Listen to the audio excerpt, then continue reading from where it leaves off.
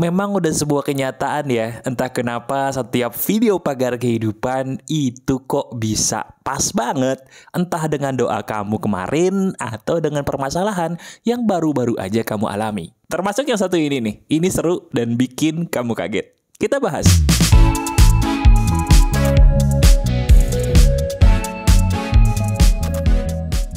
Halo teman-teman, apa kabar? Ada saya kembali Aryan Surya, sahabat baik kamu dari Pagar Kehidupan di podcast pagi. Benar, emang paling enak ya kalau pagi-pagi, siang-siang, atau mungkin malam kamu menonton video ini, siap-siap mendapatkan sebuah kejutan. Pagar Kehidupan hari ini akan kembali membasuh kamu dengan sebuah kebenaran. Kebenaran yang tidak semua orang berani mengatakan kepada kamu, dan maaf ya, akan kembali menampar diri kita, tapi tenang aja, ketamparnya kembali ke jalan yang benar. Nah sekarang tanpa banyak basa-basi, mau nggak langsung aja kita bahas hal menampar di hari ini yang ada kaitannya mungkin dengan doa-doa kamu kemarin atau masalah yang kebetulan, lagi-lagi kebetulan sedang kamu hadapi. Gini, jujur ya, pernah nggak sih kamu bertanya di dalam hati sebuah pertanyaan seperti ini? Kata orang, kita nggak boleh nyalahin diri sendiri, betul nggak? Betul. Tapi kok saya juga pernah dengar mas, kata orang juga nih, nggak semua hal itu salah kita. Betul nggak? Nah diri kita nih, sebagai manusia biasa, suka bingung.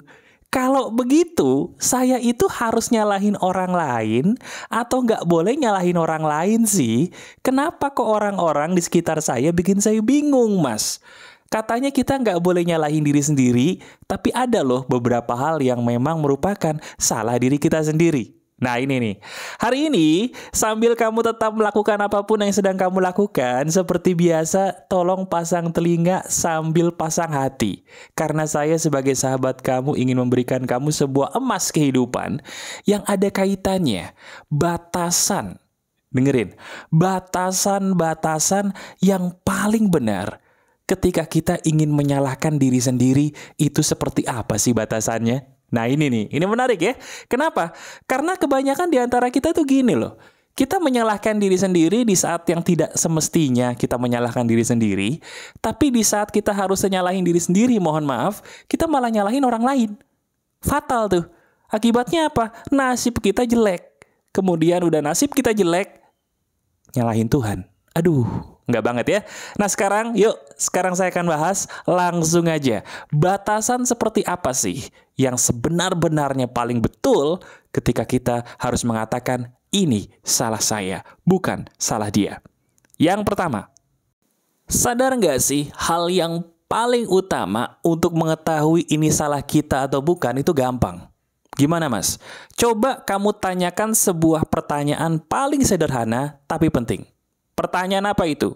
Pertanyaan itu adalah, sebenarnya apa sih yang saya mau? Saya ulangi ya. Coba kamu tanyakan ke diri kamu sendiri. Tanyakan ke diri kita. Sebenarnya apa sih yang kita mau? Ini loh. Ini yang sebenarnya menjadi pembeda paling utama teman-teman. Ketika kita pengen tahu ini salah kita atau bukan sih. Karena sebenarnya kalau kita jujur, kita sendiri nggak tahu loh apa yang kita mau. Coba sekarang. Kapan terakhir kali kamu ngerasa bimbang ini salah kamu atau bukan? Pikirin hal itu hal apa?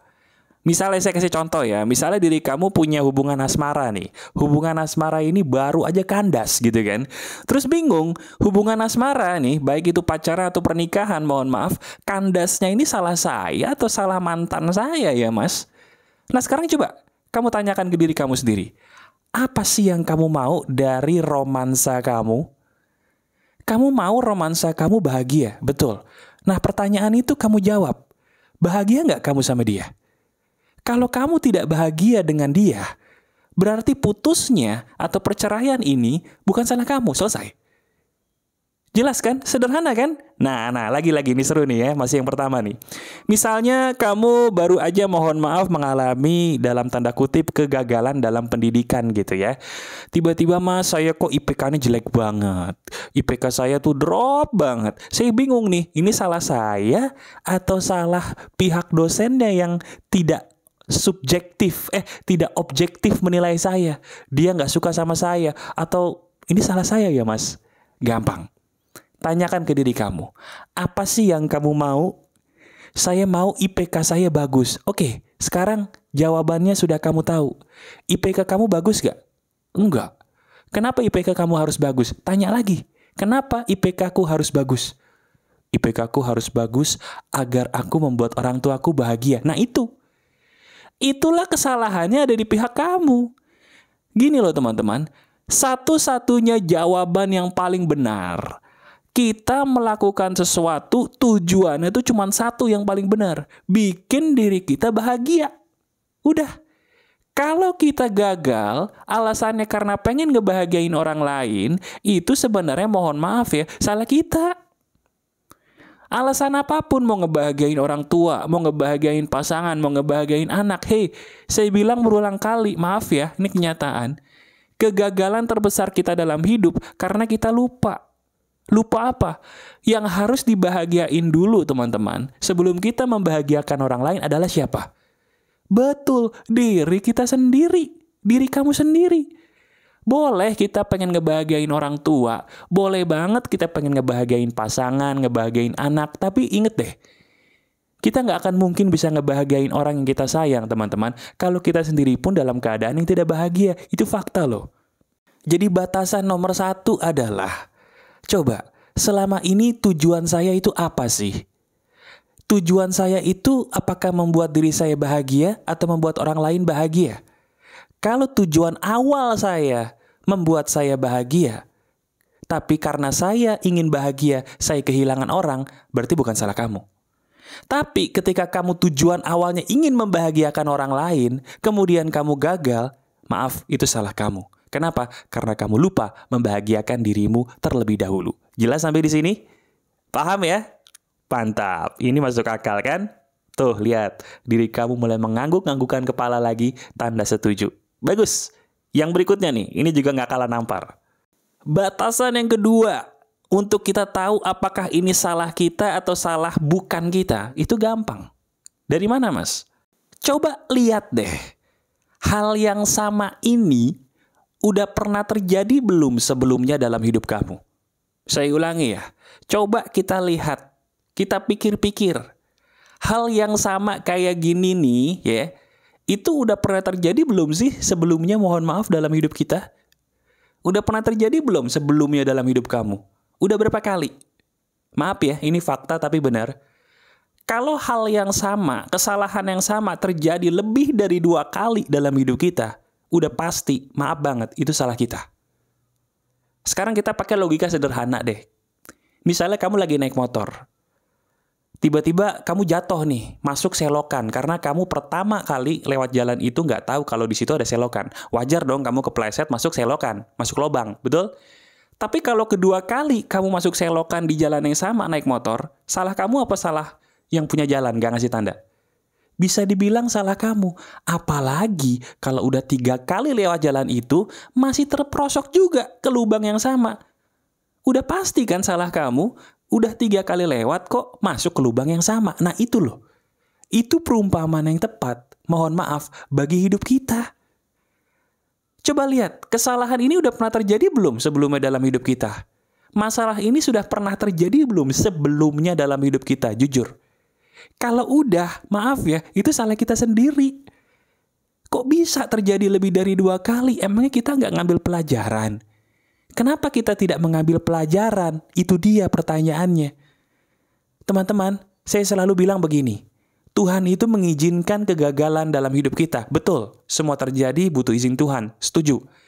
Tapi Tuhan itu mengizinkan terjadinya kegagalan dalam hidup kita supaya kita belajar loh. Maksud Tuhan itu baik. Sekali lagi, supaya kita belajar. Pertanyaannya, kenapa sih kok kita nggak mau belajar? Apakah karena kita mohon maaf lagi nih, saya minta maaf terus. Apakah karena kita ini terlalu bodoh, sehingga nggak mau ngambil pelajaran yang sama dari kejadian yang sama kemarin? Udah tahu laki-laki kayak gitu bukan laki-laki yang baik. Kenapa kok kita dapatnya, mengizinkannya laki-laki kayak gitu lagi sih ke dalam hati kita untuk masuk? Udah tahu perempuan kayak gitu bukan perempuan yang tepat buat hidup kita. Ngapain sih kita sama perempuan yang kayak gitu lagi dalam hidup kita? Udah tahu kerjaan kayak gitu bukan kerjaan yang kita banget. Kenapa sih kok kita coba-coba lagi? Udah tahu strategi marketing yang itu salah, kenapa kita coba lagi? Gitu loh. Jelas kan? Masuk akal banget ya. Nah ini maksudnya saya memberikan kamu video ini. Terkadang kita tuh butuh ditampar secara bersahabat ya. Anggap saya ini sahabat virtual kamu yang sedang menampar kamu dengan tamparan bersahabat nih. Tamparan yang gak setiap orang berani mengatakan kepada kamu bahwa ini loh yang harusnya kamu pahami. Nah sebentar, kalau sampai sini aja diri kamu mungkin sudah tercerahkan. Tapi tenang, saya ingin memberikan kamu obatnya. Ya, hadiah karena kamu menonton sampai akhir. Saya ingin kamu mendapatkan sebuah obat yang mungkin belum pernah kamu dapatkan di tempat lain. Seandainya kamu memang sedang salah. Seandainya jawaban dari tadi tuh, ini semua salah saya mas ternyata. Oke, gini obatnya. Nomor 1, kalau memang ini semua ternyata ceritanya adalah salah kita sendiri, mohon maaf. Obatnya tuh sebenarnya yang pertama gampang. Apa mas? Nafas. Loh, bener nafas. Cuman nafasnya tuh dalam.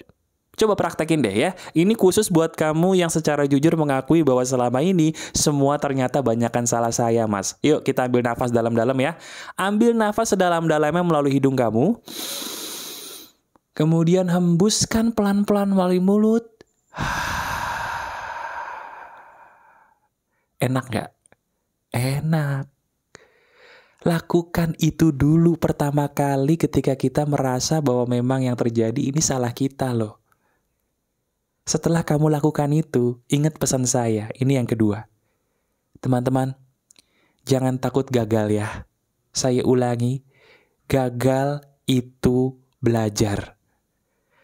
TV kamu di rumah yang canggih tuh, gak akan bisa secanggih itu kalau TV hitam putih dulu gak ditemuin.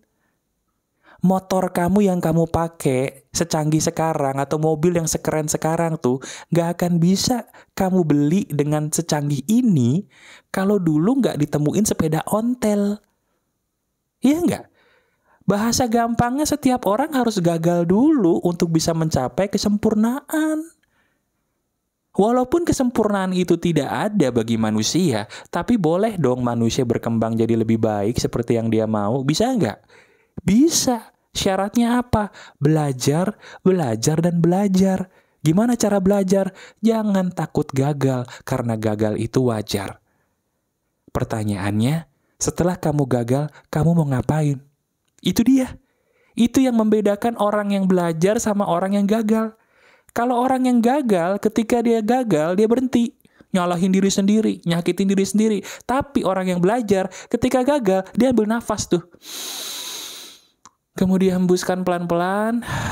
Habis itu dia dengerin pagar kehidupan. Dia sadar bahwa belajar itu butuh gagal. Habis itu dia maju lagi. Nah sekarang pertanyaannya. Saya mau nanya nih, dengerin. Apakah diri kamu seorang sahabat pagar kehidupan sejati? Saya tanya. Saya ulangi pertanyaan saya. Apakah diri kamu seorang sahabat pagar kehidupan sejati? Saya ulangi lagi, apakah dirimu adalah seorang sahabat pagar kehidupan sejati? Kalau memang iya, senyum dong. Coba lagi. Kenapa sih harus berhenti hanya karena gagal? Padahal gagal itu kan belajar. Yuk coba lagi ya. Kalau kamu butuh bantuan, tonton video-video saya di Pagar Kehidupan. Kalau belum subscribe, ya subscribe. Biar video-video baru nanti menghampiri kamu di notifikasi kamu. Jadikan Pagar Kehidupan dan diri saya sebagai obat sekaligus sahabat kamu ya. Saya di sini selalu menyayangi kamu walaupun kita belum pernah ketemu nih. Dengarkan materi ini berulang kali dan jadikan materi emas dan daging kehidupan ini sebagai sahabat kamu ya. Dengerin berulang kali dan renungkan deh. Kalau kamu suka, klik jempol ke atas bagi saya dan ucapkan doa-doa terindah di komentar yuk. Buat siapapun yang membaca komentar kamu. Nanti saya berikan hati ya. Terima kasih. Masih ada saya, Aryan Surya, sahabat baik kamu selalu dari Pagar Kehidupan. Tetap keep the spirit, keep sharing, and keep loving. Bye-bye.